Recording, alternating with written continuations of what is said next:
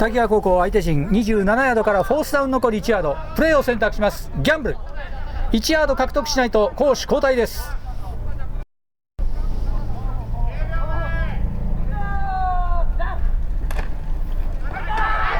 中央へのランプレー、キャリア20番。